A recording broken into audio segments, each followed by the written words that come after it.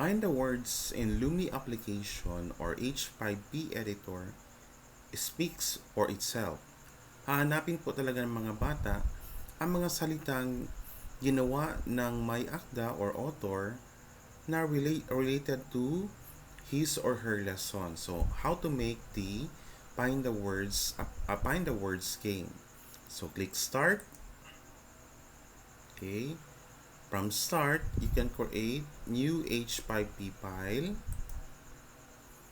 Then, in the search for content types, type the word, find the words.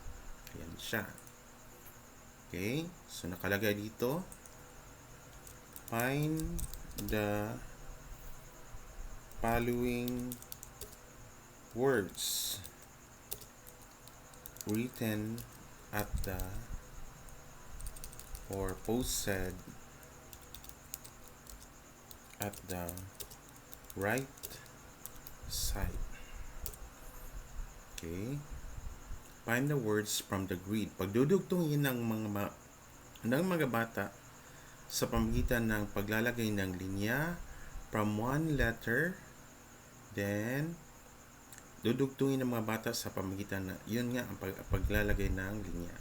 So may nakalagay dito, word list, comma separated list of words, special characters, white spaces, or may blanco sa gitna, and numbers are not allowed. So example dito, 1, then kaagad comma, then word 2, comma, kaagad yung word na number 3. So example, okay, teacher, policeman or man.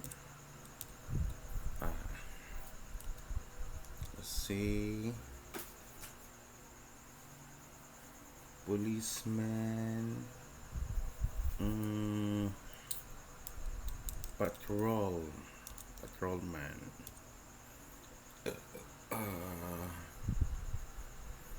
janitor. I think these are workers in the community. Okay, yun lang muna. Teacher, policeman, patrolman, janitor. You can create as many words as you like for the students to find the words from the grid. Okay?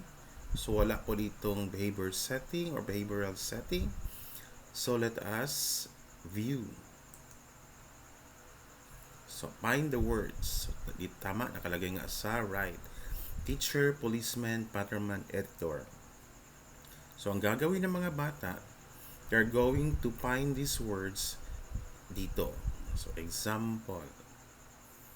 Okay, saan nga ba? Saan ako mag-uumpisa? Let us say teacher. So click, hold the left button, then draw a line. Ayan siya. Makalikit.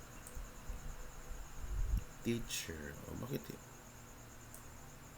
hindi yata mo. Okay. Kasi hindi siya. Okay. So, yan siya. Bakit walang sagot? Ayan siya. Okay. Janitor. Saan ang janitor?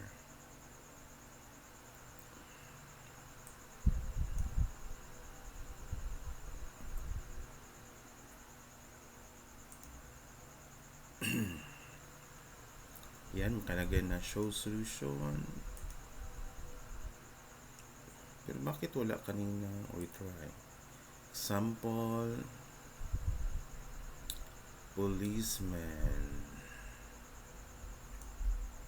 Ayan. Ito naman is, kasi kanina hindi siya mag-function. Baka may mali lang doon. Okay.